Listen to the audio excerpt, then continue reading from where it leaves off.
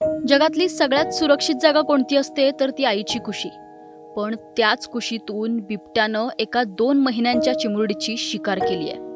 होय, तुमच्या स्क्रीनवर दिसणाऱ्या या 2 महिन्यांच्या या गोंडस चिमुरडीला बिबट्यानं चक्क आईच्या कुशीतून पळवलंय.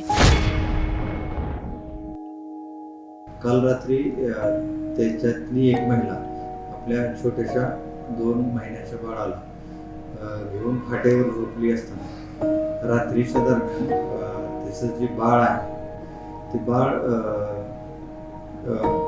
नाही, सकाळी उठून पाहिलं तर ते बाळ जवळ नव्हतं, म्हणून त्यांनी शोधाशोध केली.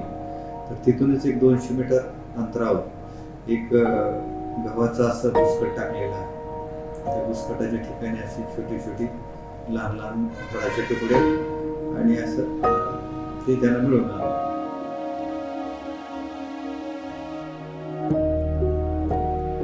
जळगाव जिल्ह्याच्या चोपड्यात याच मायेच्या उभेतून काळानं असा काही घाला घातला की माणुसकीच काय तर निसर्गही सुन्न झालाय. एका 2 महिन्यांच्या चिमुरडीला आईच्या कुशीतून एका हिंस्र शापदानं उचलून नेले आणि मागे उरले फक्त रक्ताने माखलेले मांसाचे तुकडे.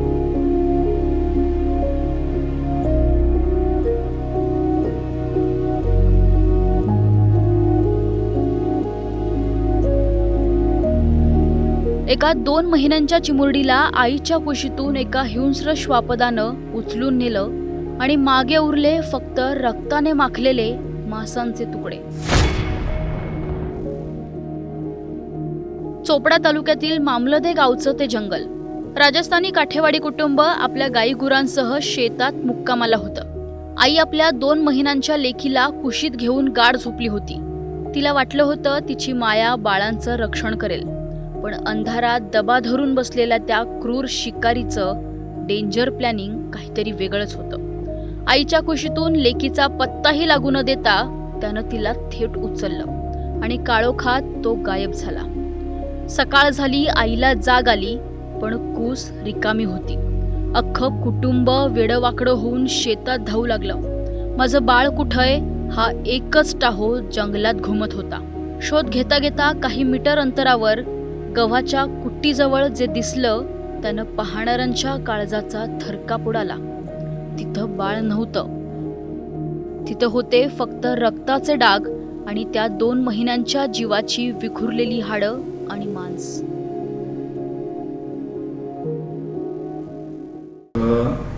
चोपडा शहर पोलीस स्टेशनच्या हद्दीमध्ये मामलदे नावाचं गाव आहे. त्या गावाच्या शिवारामध्ये एक राजस्थानी काठेवाडी कुटुंब तिथं शेतामध्ये आहे थांबलेलं. गाई वगैरे त्याच ठिकाणी शेतात बांधतात आणि त्याच ठिकाणी त्यांचा मुक्काम असतो रात्रीचा.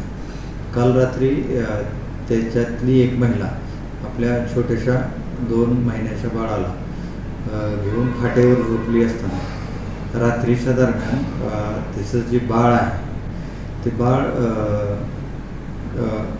नाही, सकाळी उठून पाहिलं तर ते बाळ जवळ नव्हतं, म्हणून त्यांनी शोधाशोध केली. तर तिथूनच एक 200 मीटर अंतरावर एक गव्हाचा असं बुसकट टाकलेला आहे.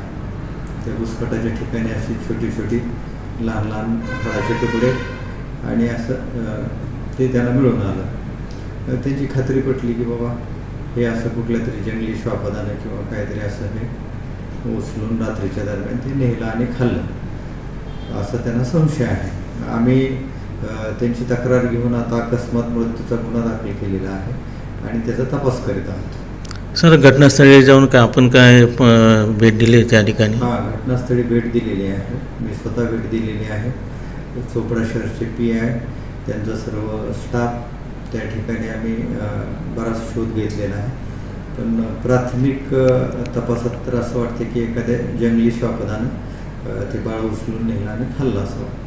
जवळपास का असं काही प्राण्यांचं असं ठस वगैरे असे आढळून आले का सर? मोकळी जमीन आहे, त्याच्यामुळं त्या जमिनीमध्ये आणि गाई भरपूर आहेत तिथं त्या शेतामध्ये गाई. त्याच्यामुळं ते ठसे वगैरे असे उमटलेले असतील तर मातीमध्ये काय तसे दिसून आले नाही. पण एकंदरीत अंदाज तोच आहे, कारण ते जे खाल्लेले होते ते हाडं वगैरे असे चाटून पुसून त्याचं मांस खाल्लेलं होतं. Okay sir.